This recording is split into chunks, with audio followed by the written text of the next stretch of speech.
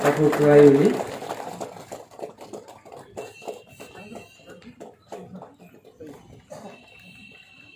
साबायखर थाबाय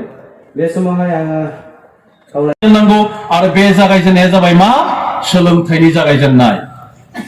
जों जुदि जोंनि हारिखौ जों जुदि जोंनि समाजखौ जौगाहोनोब्ला जोंनो सोलोंथाइया जोबोद गोनां आरो बे सोलोंथाइनि गेजेरजों जोङो मेलेमनि दावहा नांनो हागोन आरो बे मेलेमनि दावहायाव जोंनि जा मोननो गोनां मोनथाय बे गासैबो मोनथायफोरखौ जोङो मोनफा मोनफा लाबोनायाव बे मेलेमनि दावहाया जोंखौ हेफाजाब होगोन आरो बेनि आन्दोआनो जाबाय सोलोंथाइ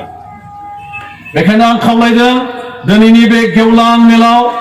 जोंनि बिमा बिफा जायफोर रायजो राजा नोंथांमोना सफैनो हाबाय गावनि गथ' गथायखौ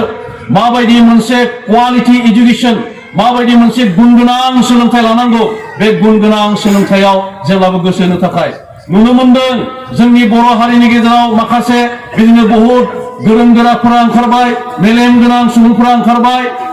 लेखा फरा गोरोंफोरा ओंखारबाय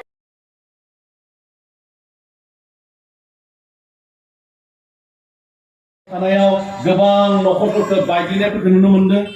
गोबां नखरफोराव मोजां थासारि महिलानि सन्दन खाम्फाखौबो एबसुआनो 2005 सनाव आनकन्टेस्ट देरहाहोदों मानि थाखाय देरहाहोदों जे बिटिसि सुक्ति जाबाय सुक्तियाव सहि होबाय बिसोरनो सरकार सालायनांगौ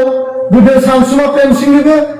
रायजो राजाया मेन्डेट होदों जे बिसोरनो सालायथों आरो दिनैनि समावबो बे एखे बाथ्रायानो फैयो दा बेखायनो मानगोनां रायजो राजा नोंथांमोन दिनै बै सरकारा जे जोंनो मावना होनो हायाखै सरकारा जे थगायदों सरकारा जे सेस्तासारि जाबाय सरकारा जे जाख्लबाय सरकारा जे जोंखौ अयथासार खालामदों जोंनि मोननांगौ अधिकारखौ जोंनो होआलासिनो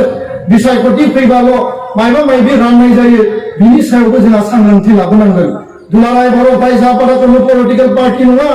जों नन पलिटिकेल पार्टि स्टुडेन्ट इउनियन माहारिनि आफाद माहारिनि थाखाय जों खामानि मावो माहारिनि थाखाय जोङो हाबाफारि लायो आरो बे खामानिखौ जों मावगासिनो दङ दा जों जुदि नायो दुलाराय फरायसा आफादनि जि गोलाव सम जि संग्रामजों लोगोसे एरेनिनि जि माने एजुकेशन साइडफोरखौ जिथुनाखि नायबोबाय बेफोर गासैबो बाथ्राखौ जों जुदि नुनो हायो दिनै बर' हारिया जि थाखोआव जों फैनो हादों जोङो दुलाराय फरायसा आफादनि नेतृत्वआव फैनो हादों होननानै जोङो बुंगोन आरो गनायथि होगोन दा बाथ्राया जाहैबाय आङो दिनै एनडिएफबिनि सासे दैदेनगिरि नोंथांमोननि गेजेराव नोंथांमोननि खाथियाव दिनै आङो खुलुमगोन निमाहा बिगोन मानो होनना बुङोब्ला गोलाव जि 34 इयार जि आर्म स्ट्रागल जाबाय बे आर्म स्ट्रागल समाव नोंथांमोनखौ जेरैबायदि राव जेरैबायदि भाषा जेरैबायदि आखुथाय जेरैबायदि खामानिफोरखौ जों मावनाङामोन जोङो गोलाव जि माने एनडिएफबिनि स्ट्राक्चार स्ट्रागलाव बेबायदि खामानिफोरखौ जोङो मावफ्लांबोदों बेनिखायनो नोंथांमोननि खाथियाव आं आफादनि जानानै निमाहा बिदों दिनै नोंथांमोना खुब आसरित बेबायदि साननो नाङा खुब गोमोथाव बेबायदि माने साननो नाङा दिनै दुलाराय फरायसा आफादा मोनसे मा होनना बुङो स्टुडेन्ट अर्गानाइजेसन बिथांमोना कलमजों बा लेखाजों दावहा होग्रा मोनसे आफाद मोनसे फरायसालि आफाद जों एनडिएफबिआ जे मोनसे हाथियार हमनानै सोमावसारनाय मोनसे आफाद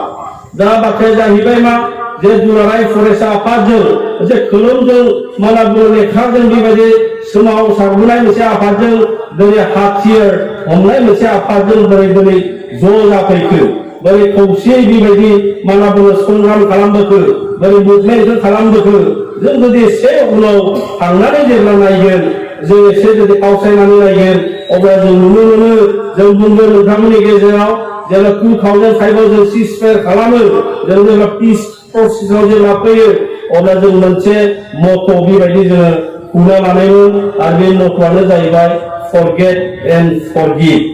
बे मट'नि दारैनो जोङो दुलाराय फरायसा आफादजों आरो बिसेसकरि एनडिएफबि प्रग्रेसिभजों जोङो जथायै बेबायदि खामानि मावदों बेबायदिनो लामा होबथानाय रेलगारि होबथानाय धरना होनाय बायदिसिना जि डेम'क्रेटिक मिन्स अफ स्ट्रागल बे डेम'क्रेटिक मिन्स अफ स्ट्रागलाव जोङो खौसेयै हान्थिनानै थांनाय 27 जानुवारि जों मोनसे गोरोबथायाव फैनो हायो आरो बे गोरोबथायाव NDFB नि मोनब्रै फेक्सन दुलाराय फरायसा आफाद आरो साउथार्न पार्टआव थानाय जि इउनाइटेड बड' पिपल्स अर्गानाइजेसन होननाय मोनसे मा होनना बुङो आफाद आरो बे मोनबा आफादजों जोङो मोनसे मेम'रेन्डाम अफ सेटेलमेन्ट बर' रायजो राजानि गेजेराव जों लाबोनो हादों। दा गाहाय आलासि बिथाङा गुवारै बेबायदि फोरमायलांदों जे मा होनना बुङो 27